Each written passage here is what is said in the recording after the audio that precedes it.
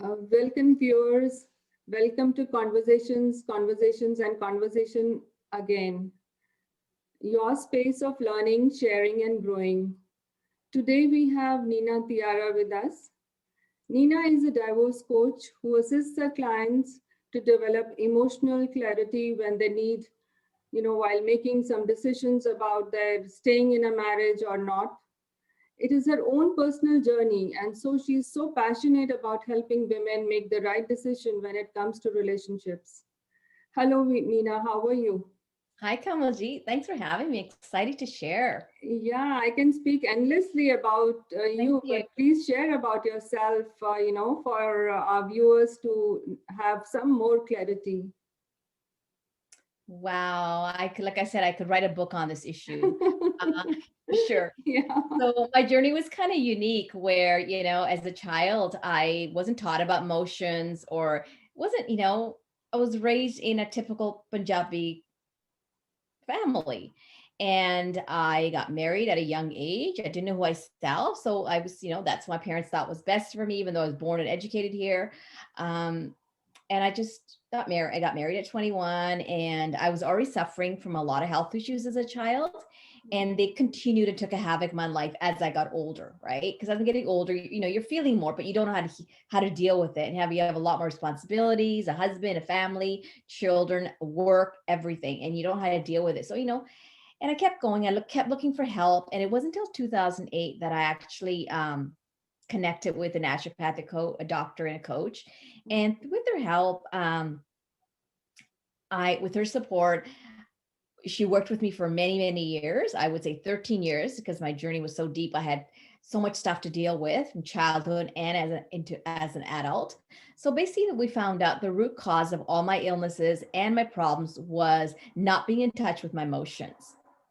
And once I was learned that I didn't know what emotions was. I mean, I used to cry and stuff, as an older adult, I would just burst out in tears, but never knew why I was crying, the thoughts behind it, And then once I was able to navigate and with the support of a counselor and a naturopath doctor, I was able to see where all my emotions, all the stuff that was going on in my life, where it was coming from.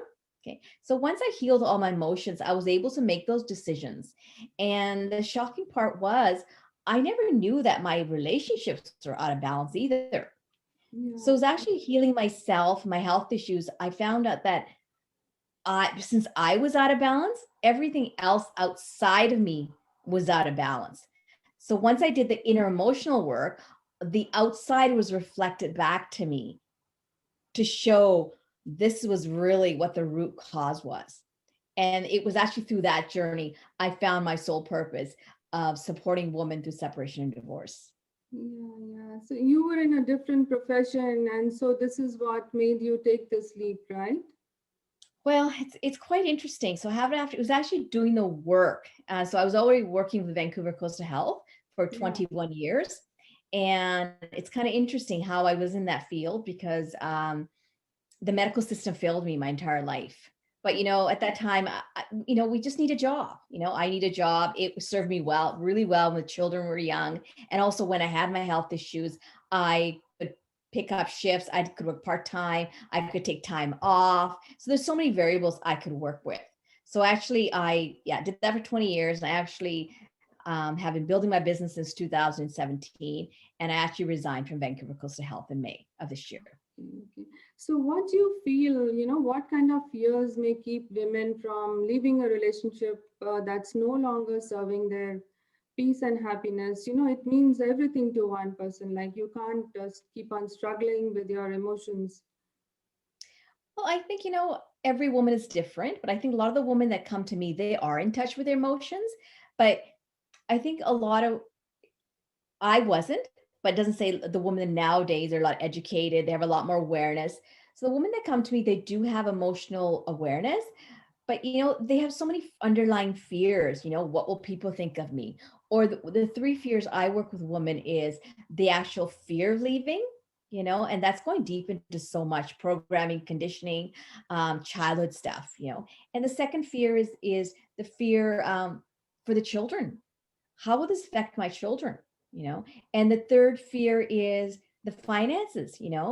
a lot of women are so they're educated, they're financially stable, but still all those three fears play a huge role in deciding for a woman whether to leave or whether to stay and make the marriage work. Yeah, I believe it's a lot to do with codependency. So, in a way. So then how do emotions play a role in deciding whether to leave or stay in this kind of a marriage or a marital relationship? Mhm. Like I said, many women, especially cultural women, a lot of the women I deal with are cultural, and there's so many programming conditioning they've had. So they know what emotions are, but they don't know how to deeply feel them. So when a woman comes to me, I will, they share the story with me. I call it a divorce story, where we start going into childhood issues. How did they meet this person? What's been going on? Like, what is causing that they feel like a concern that they need to leave? Or so I go into the whole situation and I support them through those emotions. And I ask them open-ended questions. I ask them things that maybe someone else hasn't. And once they answer those questions, I'm able to see what's keeping them stuck and the kind of life they do want to live. And based on those two, I'm able to see their gap and then I'm able to see their vision. And that's how I support them. And, that's how I help them move forward and bring that emotional awareness. Yeah, yeah. So you support women who are feeling kind of frustrated in a way and uncertain about events that are happening in their life to be more decisive. Yeah. So, I don't want to keep using my example, but a lot of women don't have that awareness because we've been programmed as women. It's okay. You know what? You have children. You got to look after it. We've been told not to feel and not to really love ourselves and not to speak up for ourselves because, again, that's old programming. It's not just culturally, it's across the board. You know, uh, so we're not asked to, we're told it's okay, go ahead, keep going. So that's the work I do is supporting women to to navigate their emotions, share what they're feeling, and then from that, helping them move forward, whether they want to leave or whether they want to stay in their relationship. Yeah, so you help them to build their relationships too, in a way, right? 100%. When people first hear that I'm a divorce coach, especially being Punjabi, they think I'm here to make them leave. No, no, no. Like, I never wanted to leave my marriage. My husband was a great man. We just distanced ourselves. I grew faster than he is. We tried to work it out twice and it didn't work. Um, so I help women decide if they want to leave, they can. But even then, I'm like, what's going on? Is there can you share more? Maybe there's a way of saving this marriage. Okay, so I don't want the marriage to fall. It's a system, and it's such a, especially when you've been with the person for 20 years, you Yeah. know so I do help them if they can stay and make it work. Sure, why not? So I do relationship coaching, not only to help them stay but as well as to leave. Wow, that's beautiful. Yeah, that's so in your life, Nina, if I may ask, it's just probing a little bit further to understand what you exactly do, also a little bit more in detail. Like in your case, how did your home culture evolve with your children? And did you get any opportunities to, interact with people from other cultures or other families, relatives? What did they feel about this? How comfortable you felt about talking about yourself, with them, talking about your own feelings, your issues with them. Was it possible?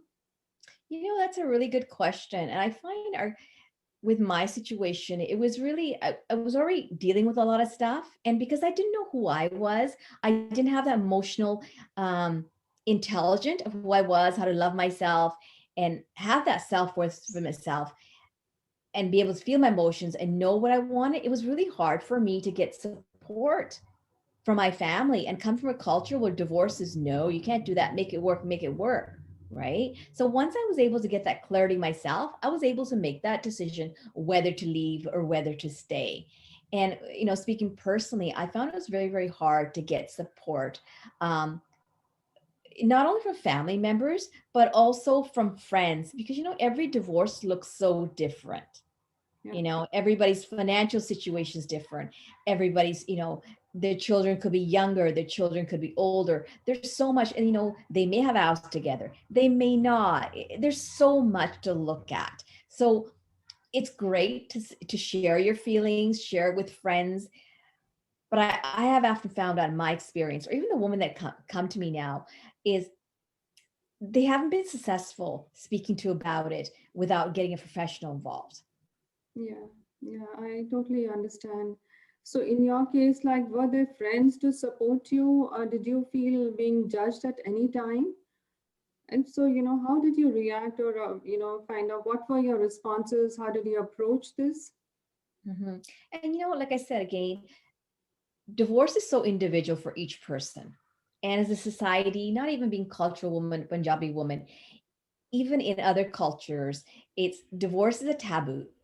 We are living in, it's 2021 and divorce is still seen like it's not a good thing, even though we have evolved a lot. So I would say for myself, I really had a hard time. Like I said, I didn't have that self-awareness emotionally to ask the right questions, to share it with my friends or family, because I felt so emotionally. I was so overwhelmed with all this, having to deal with my health issues. I was so overwhelmed. I was so busy distracting. So it's another thing I want to share. I was so busy distracting. So that looked like going to, working more than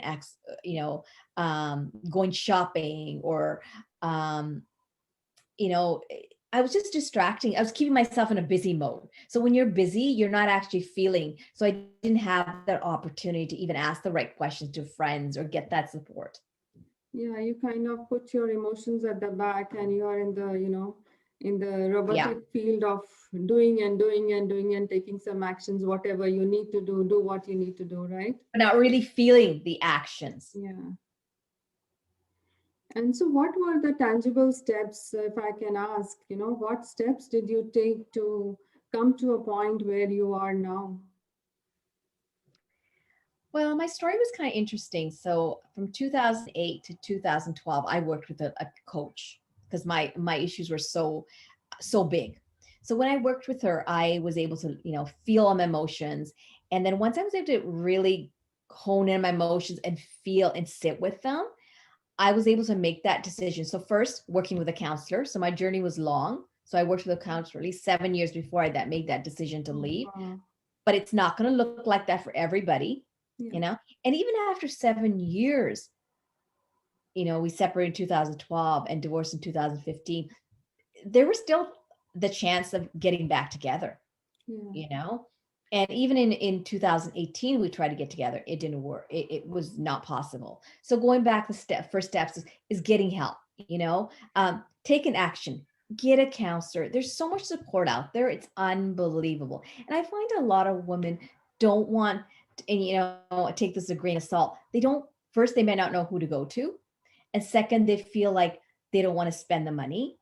There's a lot of, I had services through my Vancouver Coastal Health as part of my package, but I found those counselors weren't experienced with the kind of help that I needed. Not only did I need counseling, I needed someone to look after my health issues first. I couldn't just go to counseling. So first my coach helped me deal with my health issues, then I got the counseling. Yeah, this is so important that you shared. You need to have the inner strength, physical strength to receive a little bit more on the counseling side. It's so important. Yeah. And once we take that action, the next step will start appearing. So it's one action at a time. I know women get overwhelmed. I was very overwhelmed till 2008. I was the end of my rope. I would have done anything. And I basically, I think God just listened to me and said, here, when they say students is ready to teach your peers, you would say that's exactly what happened to me. Yeah, So one step at a time. yes, yes.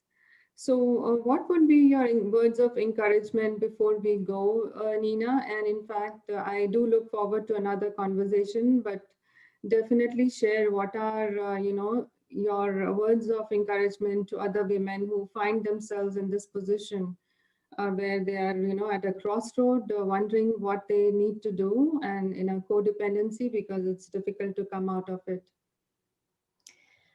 I think a lot of women, we deny this is actually happening to us. We think it happens to everybody else in the world, but it's not going to happen to us. And I think actually sitting with that, and then taking the and be encouraged enough to get help. It doesn't have to be paid services. There's so many free services out there itself, like, um, you know, even with me, I do offer a 30-minute complimentary session if someone is interested in, seeing the next steps. And that's up complimentary. There's no charge. So there's a lot of services out there for a woman to just, first they need to decide, and that service will actually help them decide. So don't give up. Like I never gave up. Like I said, I just kept going from, I would say, from 1990 to 2008. The teachers did appear. So don't It's give a up. long time. Yeah, long time. But you never gave up. That's what I like about it. You were resilient and you continued and you were working on yourself. Like I've been, I mean, I follow you pretty often, whatever I read about you Yeah. and Oh, thank whatever you write, it's amazing. It's really amazing. And it just leaves some kind of a deep emotion in your soul as well that makes you think that, yes, it's important to look at your own soul and move forward, revive, right? Because I think every one of us deserves to live a life of peace and happiness. And situations and problems come our way. But you know what? I truly feel that if we start taking action one step at a time, the right people will appear, the right help will come your way, and you can heal it. And not only do you heal yourself, you heal. We often keep the other person stuck in our relationship when we don't heal ourselves. And our children suffer. Not only do we suffer, our children suffer, our finances suffer, our relationships, our whole world is connected to us. Yeah, yes. Nina, I'm really looking forward to having another conversation in depth with you to learn a little bit more. And thank you so much for being here and sharing your experience, which is not easy. It's kind of reliving something. And I hope we have not disturbed your soul, but I'm sorry about that if I touched something. But No, you didn't. It's actually amazing. thank you so much, Nina. Looking forward to meet you again, probably next Thank week you. if that works. Thank you. Great. Thank you. Bye bye. Thanks for having me.